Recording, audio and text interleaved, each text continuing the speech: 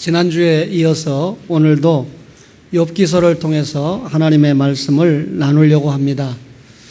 이 욥기서를 대할 때 문학적인 측면만 따지면 최대의 작품이 욥기라고 말할 수 있습니다.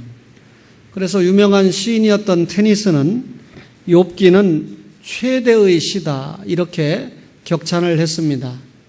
종교 개혁을 일으켰던 마르틴 루터는 성경 중에 그 어떤 것보다도 장엄하고 고상한 책이 욥기서다 이렇게 평가를 했습니다. 우리가 보통 욥은 아브라함과 같은 족장 시대에 살았던 사람으로, 그렇지만 평범하게 살지 않고 하나님의 사람으로 기록되는 그런 삶을 산 사람이 욥입니다. 의인이고 하나님의 사람인데 어떻게 이렇게 욥에게 엄청난 위기가 닥쳐왔을까? 그 욥이 당한 위기를 중심으로 해서 기록한 책이 욥기라고 하는 책입니다.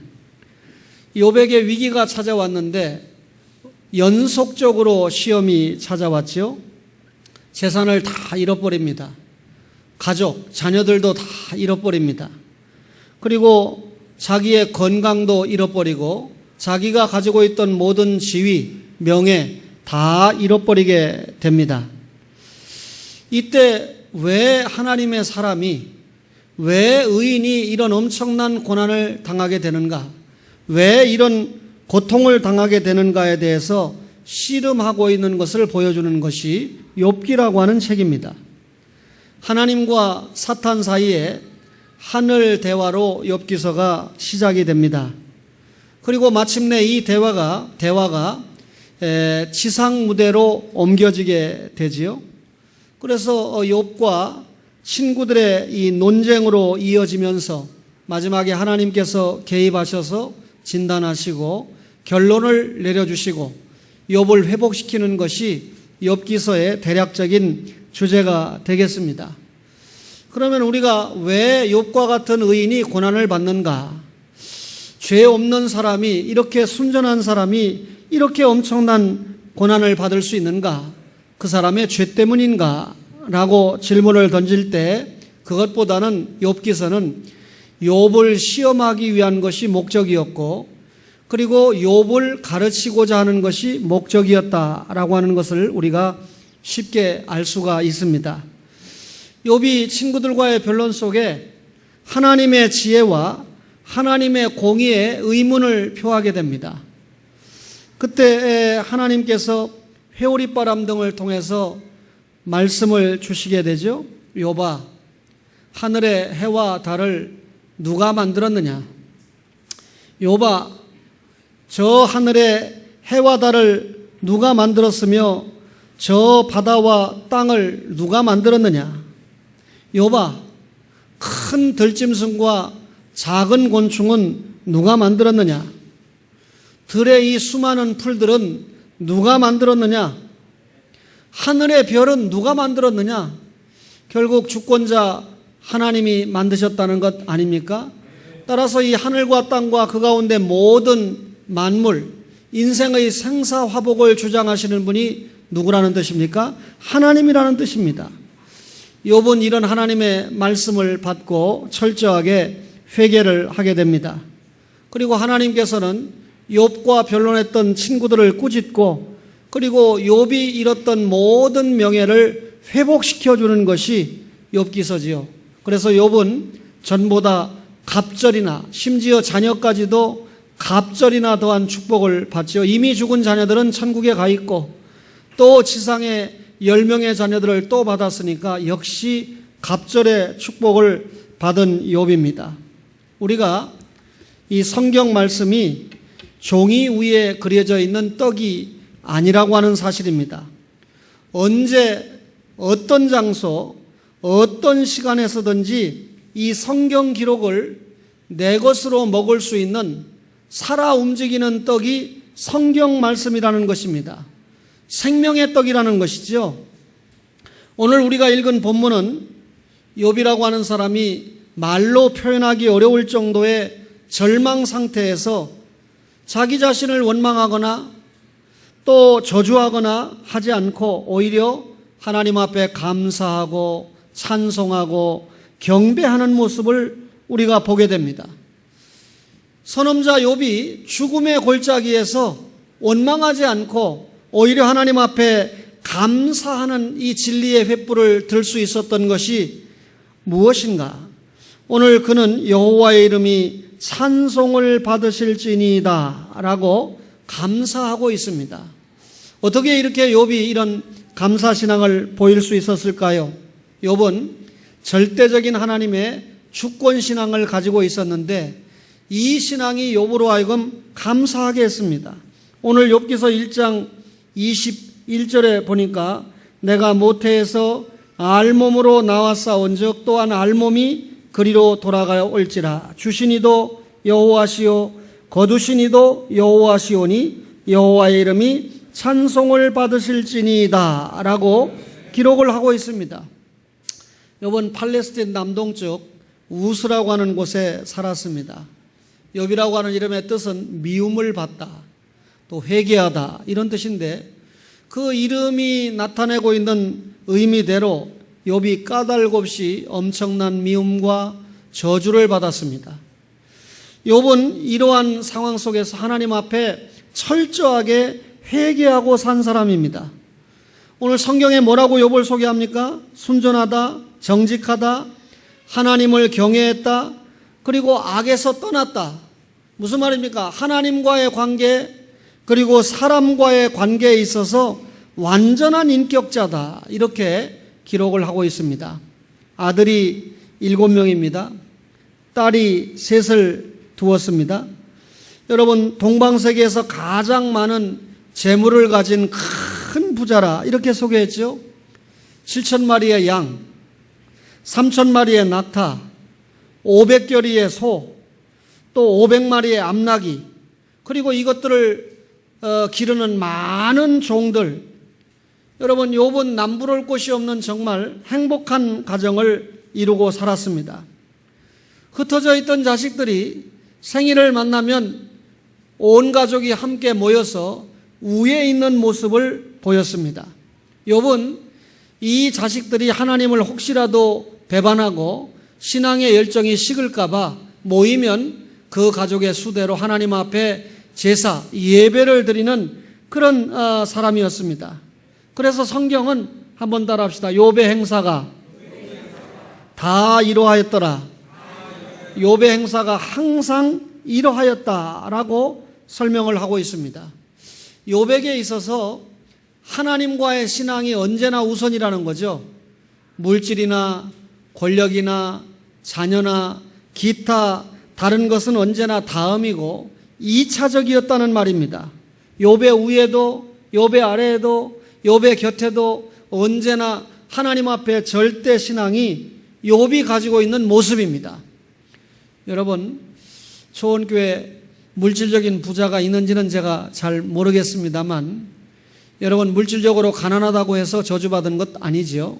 물질적으로 부해서 저주받은 사람들이 얼마나 많습니까? 목사도 그렇고 장로도 그렇고 그렇죠? 그런데 오늘 욥이 어쨌든 동방에서 가장 큰 부자인데 물질이 이렇게 많은 부자가 믿음을 갖는다는 것도 쉽지 않고 또 믿음을 가졌다고 해도 믿음 생활을 잘한다는 것도 역시 쉬운 일이 아닙니다. 그런데 욥은 믿음을 가졌습니다. 또 믿음 생활을 잘했다 그렇게 설명을 하고 있지요. 여러분 이 생일 잔치 때마다 모임을 가졌습니다. 그런데 이런 잔치 때마다 먹고 마시면서 이 하나님 중심의 분위기를 연출하는 것보다는 자칫 사람 중심의 분위기로 갈 수 있는 것이 이런 잔치입니다. 먹으면서 하나님을 떠나고 마시면서 하나님을 떠나고 대화하면서 하나님을 떠날 수 있는 분위기가 될 수 있습니다. 욥은 이런 것들을 알았기 때문에 하나님 중심으로 산 욥은 자녀들의 이 모임 앞에 하나님 앞에 제사, 예배를 빼놓지 않는 그래서 자녀들이 신앙을 유지할 수 있도록 그렇게 교육을 했습니다. 욥이 동방에서 큰 자다라고 하는 말은 욥이 그만큼 신앙에 있어서 영향력이 있었던 사람이다라고 하는 것을 우리에게 반증하고 있습니다. 이렇게 믿음이 좋았던 사람, 이렇게 하나님도 인정하고 사람들도 큰 자라고 인정할 수밖에 없는 욥에게 죽음의 사자가 임했습니다. 여러분, 이 죽음의 사자가 1차적으로는 욥 자신에게 임한 것이 아니라 욥의 주변을 통해서 임하게 되지요. 하나님은 욥이라고 하는 이 믿음의 사람에 대단히 만족했습니다. 그래서 이 욥의 믿음을 누구에게 자랑합니까? 사탄에게 자랑을 해요. 참 욥과 같이 순전하고 정직하고 또 하나님을 경외하고 악에서 떠난 사람이 없노라. 그러나 사탄이 항변하죠. 하나님, 욥이 가지고 있는 게 얼마입니까? 욥이 가지고 있는 축복이 얼마입니까? 당신이 이렇게 많은 축복을 주니까 하나님 앞에 잘 섬기고 경외하는 것은 당연하지 않습니까? 욥을 한번 쳐보세요. 그러면 욥이 하나님을 욕하고 도망가 버릴 것입니다. 그렇게 이야기합니다. 하나님께서 사탄의 이런 이 공격에 허락을 하죠. 절대로 욥의 생명에 손을 대서는 안 된다. 그러나 네가 한번 욥을 시험을 해봐라, 다뤄봐라. 이때부터 욥에게 연속된 비보가 닥쳐옵니다. 그 소식을 들을 때마다 절망이고 비통이고 슬픔이고 넘어질 수밖에 없는 그런 끔찍한 보고입니다. 소와 나귀, 양, 약대가 죽임을 당하고 또 태움을 당하고 빼앗김을 당했다는 것입니다. 재물 다 잃어버렸죠. 그리고 그것들을 기르는 종들도 함께 죽임을 당했다. 더군다나 태풍 속에 자녀들이 다 죽어버리게 되었다. 몰사했다. 기가 막힌 보고 아닙니까? 욥은 완전하게 거지로 전락할 수밖에 없는 그런 시간입니다. 비참한 경지입니다. 소유도 잃었지요. 자녀도 잃었지요. 모든 것을 한순간에 잃어버리는 비극의 주인공으로 욥이 전락하고 말았습니다. 돌이킬 수 없는 슬픔이 욥을 찾아왔지요. 그런데 여러분, 이런 상황 속에서 하나님이 왜 이럴까? 도대체 내가 뭘 잘못했다고 이러시는 거야? 이런 자세가 아니고 욥은 하나님의 주권 신앙을 포기하지 않았다. 그 말입니다. 하나님 주권 신앙이라는 것은 하나님은 의지의 자유가 있다. 그리고 그 의지를 적용하는 자유가 있고 그 의지를 마침내 적용해서 성취하시는 자유가 있다. 그 말입니다. 우리는 이런 의지를 적용해서 성취하는 자유를 가지고 있지 않죠? 이 의지가 성취가 된다고 하면 여러분과 제가 영적으로 잘 살겠습니까? 육신적으로는 좀 잘 살지 모르겠습니다. 하나님의 절대 주권을 욥이 잊지 않았다는 것입니다.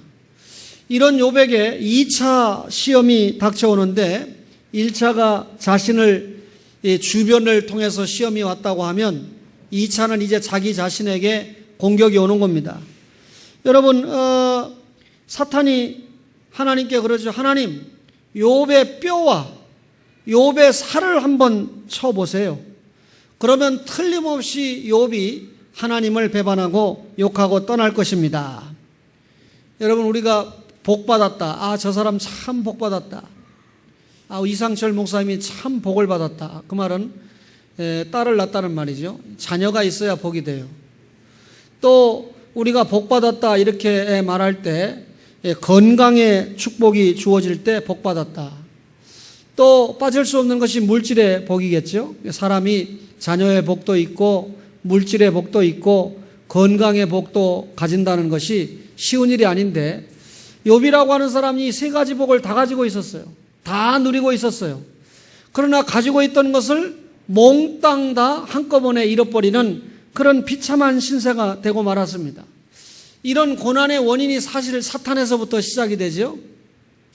그런데 이 사탄은 욥이 사탄을 통해서 이런 엄청난 시험을 당했지만 욥은 철저하게 이기는 믿음을 보여주었습니다. 여러분, 욥은 하나님이 주신 은혜와 하나님이 주신 복을 많이 가지고 있었는데 사탄은 하나님이 주신 복과 은혜가 많기 때문에 욥이 믿음을 지키고 있다 이렇게 생각했어요. 그러니까 자기 스스로 하나님 앞에 감사해서 믿음을 지키는 것보다는 하나님께서 너무나 많은 것을 주셨으니까 당연히 믿음 지키고 감사하는 것은 당연하지 않느냐 이렇게 판단을 했습니다. 그런데 하나님이 그렇게 판단하는 사탄에게 욥을 맡겨보았죠. 욥이 1차적으로 2차적으로 엄청난 시험을 받는 가운데도 욥은 항상 하나님은 자기 자신에게 가까이 계시다. 더욱 가까이 계신 하나님을 깨닫고 더욱 가까이 계신 하나님을 찬양했습니다. 여러분과 저가 정말 말씀 속에서 믿음이 성숙합니까? 우리가 고난 중에 있을 때, 연단 중에 있을 때, 때로는 형언할 수 없는 절망 중에 있을 때 더욱 가까이 계신 하나님을 만나고 체험하는 그런 은혜가 있기를 바랍니다. 오늘 욥이 하나님의 주권신앙을 가지고 있었다라고 하는 말은 영원하신 하나님의 뜻을 믿었다 그 말입니다.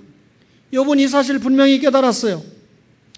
한 사람이 와서 말하는 사이에 또 한 사람이 오는 겁니다. 복음 주러 오는 게 아니에요. 비참하고 절망적인 소식을 반복적으로 전하고 듣고 있습니다. 이런 종들의 고백을 계속해서 들었죠. 나만 홀로 피해서 주인께 아뢰려고 왔습니다. 참 비통한 보고입니다. 그런데 이런 사건의 소식을 욥이 계속해서 반복해서 들으면서 이 사고는 우연히 일어난 일이 아니다. 하나님께서 철저하게 이 사건 현장 배후에서 계획을 하시고 또 진행을 하시는 연출자가 하나님이시다. 다시 말하면 하나님의 뜻을 믿고 있는 것이죠. 바로 자신이 믿는 살아계신 하나님이 이 모든 역사적인 사건을 일으키고 있다. 비록 나에게 엄청난 고통이 찾아오고 있지만 이것마저도 하나님의 뜻 안에서 하나님의 세밀하신 계획 속에서 이루어지고 있는 것이다. 사실 사탄에게 욥의 생명은 해하지 말아라. 여러분 벌써 하나님의 뜻이 나타난 거 아닙니까? 그 안에 엄청난 인생고가 찾아온다 할지라도 욥은 이것은 하나님이 연출하시는 하나님의 뜻이다. 그게 주권신앙입니다. 여러분 하나님 주권신앙이라는 것은 모든 것의 소유주도 하나님이라고 믿는 것입니다. 주신 이도 여호와시요 취하신 이도 여호와시다. 욥이 이렇게 고백을 하지 않았습니까? 이 말은 주신 자가 하나님이고 취하신 이가 하나님이라는 말은 소유주는 하나님이고 하나님이 나에게 주셔서 거두어 가실 때까지 관리하는 청지기의 역할만 나에게 주었을 뿐이다. 우리는 소유권을 받은 것이 아니라 관리권을 받았다 그 말입니다. 하늘과 땅과 그 가운데 모든 만물이 우리의 소유가 아닙니다. 심지어 여러분과 저가 가지고 있는 이 생명도 내 생명이 아니고 원 소유자가 누구시라는 겁니까? 하나님 자신이라는 겁니다.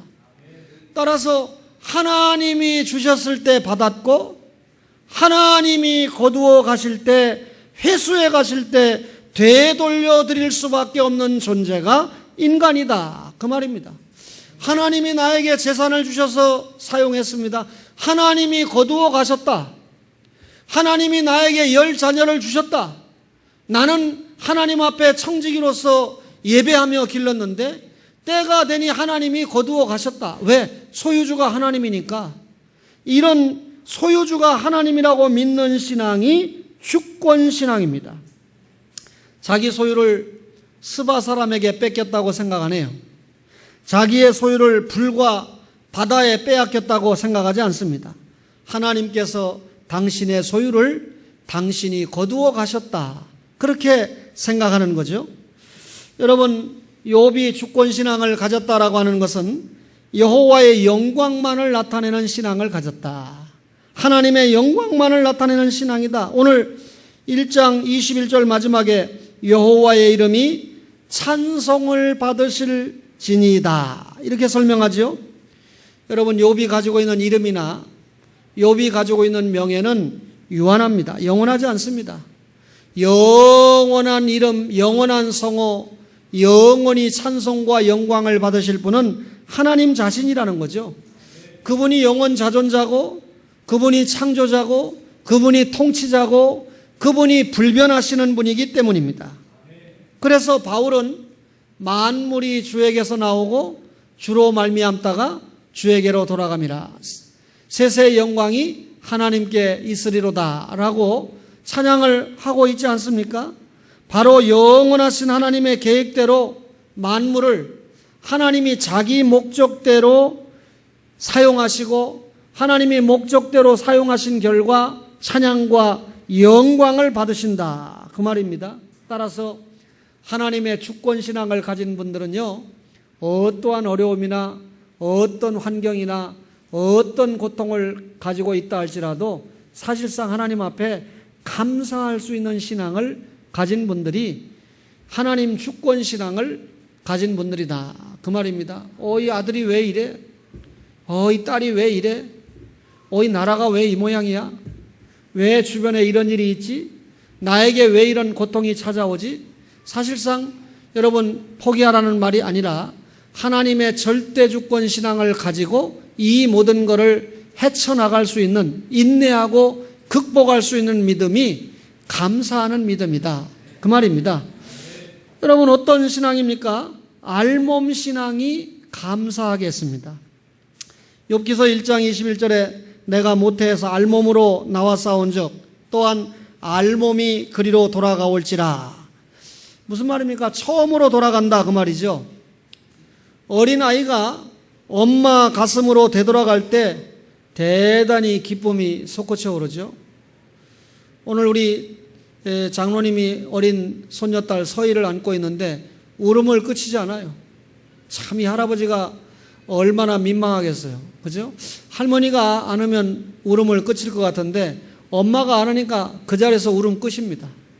여러분 엄마 품이 그렇게 좋은 거죠? 그런 건 아멘 안 해도 좋습니다. 어머니의 가슴으로 돌아가는 게 얼마나 행복합니까? 마찬가지로 욥이 자신이 처음 나온 곳인 하나님의 품으로 돌아가니까 얼마나 즐겁겠습니까? 그런데 중요한 것은 하나님의 품에 돌아갈 때, 나올 때 알몸으로 이 세상에 보내진 것처럼 하나님의 품으로 돌아갈 때 알몸으로 간다는 거예요. 그게 인간 본연의 하나님을 만나는 상태라는 거죠. 솔로몬 왕이 고백합니다. 사람은 모태로부터 벌거벗고 나와 그 나온 대로 되돌아간다. 전도서 5장 15절에 그렇게 고백을 하지요. 결국 인생은 하나님께로 돌아가는 것입니다. 하나님께 되돌아갈 때는 알몸으로 돌아간다 그 말이죠.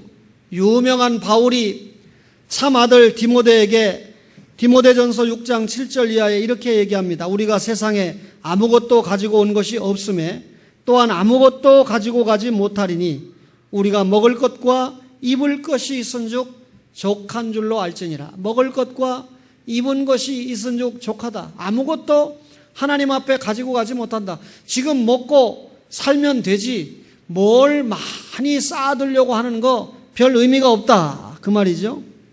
어머니 품 안에 안기는 자녀가 행복한 것처럼 하나님 앞에 알몸으로 쫓아간 성도는 행복할 수밖에 없다는 겁니다. 하나님 앞에 알몸으로 쫓아가면 그 자체가 만족이고 행복이고 그 자체가 기쁨이라는 것이죠. 우리가 알몸으로 하나님 앞에 욥이 노래한 것처럼 돌아갈 때 아내가 못 말립니다. 친구가 못 말립니다. 여러분 재물이 절대로 방해물이 될 수가 없습니다. 하나님과 우리가 만나는 사이에 어떤 권세도 저지할 수 없다는 것입니다. 어떤 환경도 하나님을 만나는 알몸 상태의 이 정점인 만남을 방해할 수 없다는 것입니다. 욥은 자신이 알몸으로 나온 것을 알았습니다. 욥은 하나님이 주신 이 세상에서 하나님이 주신 것을 가지고 최상의 믿음의 전투를 했습니다. 이제 하나님께서 불러주시면 알몸으로 그 하나님을 만난다는 것을 알았습니다. 이것이 알몸 신앙입니다. 여러분 이것이 이런 믿음을 가질 때 세상을 겸손하게 살고 이런 믿음을 가질 때 하나님을 만나는 알몸의 경점을 가지게 되는 것입니다. 여러분 하나님을 만날 때 진짜 우리가 알몸으로 만났으니 아무것도 없습니까? 천국에서의 삶을 생각해 보세요. 새 하늘 새 땅입니다. 세상 것 아닙니다. 하늘의 것입니다. 새 것입니다. 우리가 그렇게 바라고 소망하던 것을 정말 우리가 원 없이 부족함이 없이 완전 만족의 상태로 누리는 것이 천국의 생활 아닙니까? 따라서 이 세상의 모든 것 놓고 알몸으로 주님 앞에 가도 잃은 것 없습니다. 없어진 것 없습니다. 정말 하나님 앞에 말로 표현할 수 없는 엄청난 것을 받아 누리는 행복이 여러분과 저에게 있는 줄로 믿습니다. 여러분, 이런 신비의 진리를 깨달은 욥은 하나님 앞에 내가 알몸으로 왔기 때문에 알몸으로 간다라고 하는 이런 알몸 신앙, 적신 신앙을 가지고 있었기 때문에 엄청난 고통이 찾아와도 아멘, 감사합니다 라고 하나님을 찬양하고 감사할 수 있었다, 그 말입니다. 여러분, 욥은 예배하는 신앙이 감사하게 했습니다. 평상시에 예배를 잘 드리는 신앙이 결정적일 때 감사가 터진 거예요. 이 감사를 또 예배라고 하는 방법으로 표할 수도 있지만 욥의 경우 평상시 예배로 똘똘 뭉쳐진 신앙입니다. 이런 신앙이 극한 상황을 만났을 때도 감사로 터집니다. 욥기서 1장 20절에 욥이 일어나 겉옷을 찢고 머리털을 밀고 땅에 엎드려 예배하며 그랬습니다. 여러분, 욥이 지금 1차적으로 2차적으로 머리끝부터 발끝까지 완전히 이 잿구덩이에 앉아서 이 피부병을 기와 조각으로 긁고 있을 정도의 비참한 상황, 아내의 퍼붓는 저주를 받을 수밖에 없는 극한 상황을 맞이했습니다. 그러나 절망하지 않고 일어났습니다. 엎어지지 않고 일어났습니다. 기절하지 않고 일어났습니다. 통탄하지 않고 벌떡 일어났습니다. 엄청난 환난이 찾아올 때 하나님을 만나보고 싶었습니다. 엄청난 환난이 찾아올 때 하나님과 지금까지의 관계보다도 더 견고하고 더 멋진 관계를 정립하고 싶었습니다. 이것이 욥으로 하여금 일어나도록 했습니다. 이는 하나님의 주권적 섭리를 믿음으로 감수하는 의연한 태도입니다. 아시아나항공이 오늘 샌프란시스코 항공에 불시착했습니다. 원인은 잘 모릅니다. 이미 2명이 죽었고 49명의 생명이 위태하고 또 나머지 사람들도 용서하세요. 참 이게 녹화가 되니까 내가 말하기 어렵지만 미국 사람이 더 탔던데 아마 미국 사람보다 한국 사람이 안 다쳐서도 입원해야 되지요. 오랫동안 있어야 되죠. 비행기 사고니까 한미천 잡아서 나와야 되죠. 이 교통사고 엉터리로 이게 참 이런 거 잡아야 됩니다. 그렇죠? 그런 건 아멘 안 해도 돼요. 이 사고를 보면서 불시착인데 불이 붙지요. 승무원들이 19명이 침착하게 승무원들은 뭐 빠져나갈 구멍 누구보다 잘 알잖아요. 탁 열고 자기부터 도망가는 게 아니라 다 많은 사람들이 다 빠져나갈 때까지 언제 폭발할지 몰라요. 죽을 수 있습니다. 그런데 승무원들이 교육받은 대로 직업의식을 가지고 의연하게 대처해서 처리를 잘 했습니다만 그런 사고가 났을 때 여러분 사람들이 어떻습니까? 보면 그 기가 막힌 상황에도 가방들 들고 나오는 거 보소. 사진들. 에? 지금 옆에 사람 어떻게 해서라도 부축해서 한 사람 데리고 나올 생각 안 하고 비행기 밑에 내 짐 실었는데 이거 어쩌지? 하면서 안에 실었던 작은 가방들 들고 나오는 모습들을 보면서 참 인생은 어쩔 수 없다. 신 목사 네가 그런 위치에 있으면 어떨 것이냐. 용서하세요. 평상시에 기도하고 평상시에 마음의 준비를 한 사람은 다릅니다. 그런 모습에 이런 상황이 딱 설정되면 나는 어떻게 해야 되겠다라고 하는 믿음의 결단을 하면 또 그렇게 결단대로 하나님이 써주시죠. 그러니까 승무원들처럼 끝까지 다 자기 사명을 감당하고 하나님이 살려주시면 너무 감사하고 그러면 또 매스컴도 타고 매스컴 타려고 그런 일 하면 안 되겠지만 제가 감사했습니다. 아시아나항공에 비상이 걸렸어요. 욥은 엄청난 시험 속에서도 일어났다는 겁니다. 겸손하며 회개하는 예배입니다. 겉옷을 찢었어요. 심한 비애를 함축한 것이 겉옷을 찢은 거 아닙니까? 어려운 환경 속에서 자신이 하나님이 아니고 피조실존이라는 것을 확실하게 보인 거지요. 머리털 밀었습니다. 죄에서 떠나고 싶다는 표시예요. 하나님 앞에 엄청난 고난을 받을 때 나는 새로운 결단을 해보고 싶다는 게 머리털 미는 거예요. 야구 선수들이 맨날 치니까 온 선수들이 다 머리털 미는 거하고는 차원이 다릅니다. 머리털 민다고 하나가 성적이 좋아집니까? 욥이 머리털을 밀었다는 것은 내가 하나님 앞에 새로운 관계를 설정해 보겠다. 엎드렸습니다. 모든 실존을 동원해서 하나님을 높였습니다. 여러분, 하나님을 높이는 데 있어서 불편이나 장애나 이런 것 없었습니다. 하나님을 섬기는데 날씨가 장애가 됩니까? 환경이 장애가 됩니까? 어떠한 역경도 하나님 앞에 예배를 드리는데 장애가 없다는 거예요. 믿음이 없으니까 조만한 일만 있으면 주의를 못 지키는 겁니다. 욥은 이렇게 엄청난 역경을 당했는데도 순경에는 말할 것도 없지만 어려운 환경 속에서도 하나님과의 관계에서 예배 생활이 결코 무너지지 않았다는 것입니다. 오히려 이런 극한 상황에서 여호와 하나님만이 찬송을 받을지라 라고 찬송합니다. 하나님이 하시는 일은 나의 원망의 대상이 될 수 없습니다. 하나님이 하시는 일은 감사할 뿐입니다. 하나님이 하시는 일이기 때문에 저는 감사합니다. 이것이 주권자에 대한 예배 신앙이었습니다. 여러분, 이기적인 탐욕을 가지니까 불평합니다. 자기 입장을 변명합니다. 논쟁합니다. 그러나 욥은 오직 하나님의 영광을 위해서 모든 것을 동원했습니다. 자신의 존재 가치, 자신의 존재의 모든 것을 하나님을 예배하는 데에서 찾았습니다. 따라서 극한 상황 속에서도 내가 서 있을 자리는 예배하는 자리고, 극한 상황 속에서도 내가 감당해야 될 사명은 예배 사명이다. 이것이 하나님이 나를 만드신 목적이다. 나는 하나님의 영광을 위해서 창조된 사람이다. 나는 이럴 때 믿음으로 인내를 하고 믿음으로 바로 서야 된다. 그 표현이 예배였다. 그 말입니다. 인생은 알몸입니다. 알몸이면서도 아닌 것처럼 온갖 탐욕과 탐심 때문에 부조리와 어두움의 비극이 일어나는 것입니다. 하나님은 자신의 아들 욥을 자신 있게 사탄에게 맡겨보았습니다. 욥은 극한 상황 속에서도 하나님 주권신앙, 알몸신앙, 예배신앙을 철저하게 견지했습니다. 신앙에 조금의 흔들림도 없었습니다. 하나님 절대신앙에 이상이 없었습니다. 지금까지 귀로만 들었던 하나님을 두 눈으로 확인하는 그런 체험까지 하게 되었다고 고백을 합니다. 하나님이 하시는 일 앞에서 자기 자신을 회개시키는데도 최선을 다했습니다.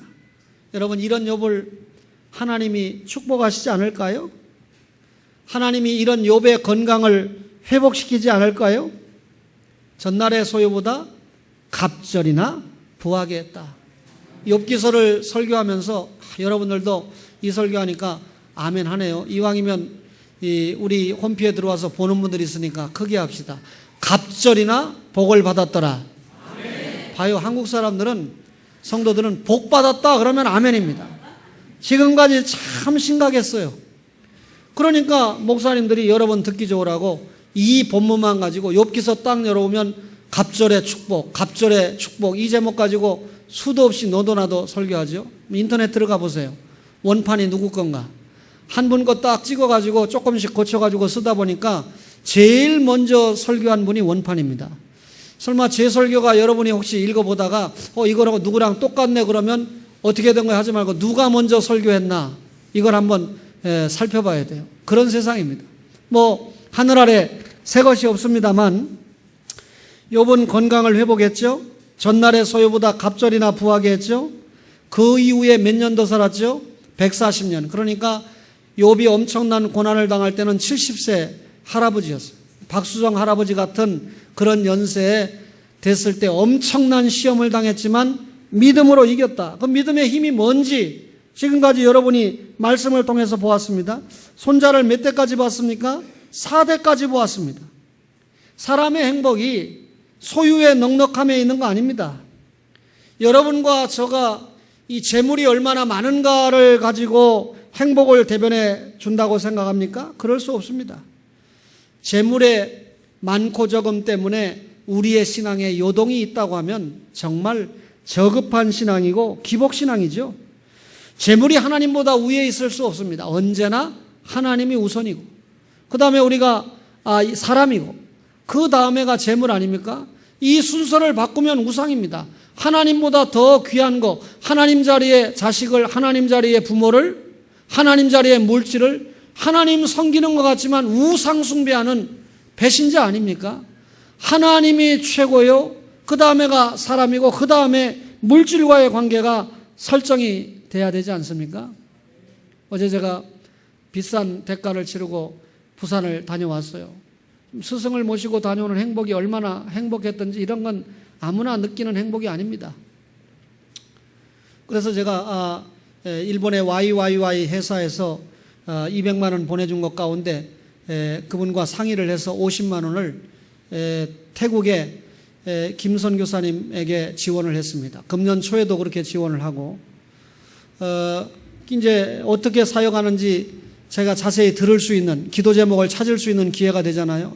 이건 정말 내가 가만히 있어서는 안 되겠다 하는 그런 마음을 가지게 되죠. 참 바쁩니다. 마음이 필리핀도 가야 되고 태국도 가야 되고 귀한 장로님들 제가 아프리카 한번 다녀온다 그러면 말리시기 바랍니다. 아프리카 갔다 오면 또 아프리카 선교해야 된다고 또 그럴 거 아닙니까? 그러면 장로님들이 말려야 되겠다 이렇게 생각하지 말고 내가 이제 내년 1월 1일 날 은퇴하면 우리 자식들을 통해서라도 좀 감당하도록 해야 되겠다. 왜 아멘 안 해요? 우리 자손들을 통해서라도 좀 감당하도록 해야 되겠다. 어제 들은 강의 내용 가운데 박윤선 목사님이 설교를 쓰시다가 이게 도대체 몇 장 몇 절에 있지? 지금 같으면 인터넷 딱 치면 나와요.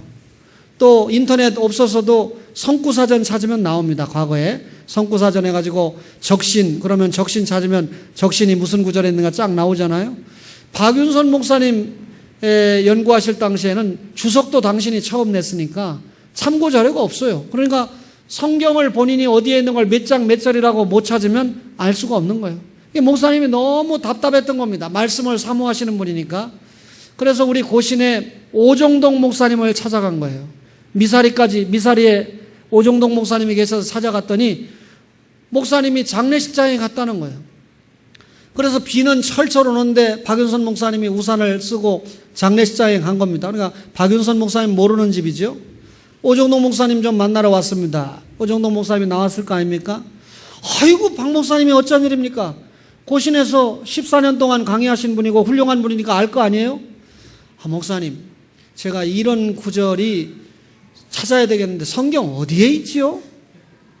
그러니까 오정동 목사님이 그거 몇 장 몇 절 아닙니까? 딱 이야기하니까 아유 감사합니다. 그러니까 박윤선 목사님이 생각이 안 났던 오정동 목사님이 생각을 하신 거예요. 그러니까 여러분이 박 목사님보다 오정동 목사님이 훨씬 성경 많이 읽고 대단한가 보다. 어제 강의 끝나니까 어느 목사님이 물읍디다. 박 목사님에게 목사님, 박윤선 목사님이 성경학자입니까?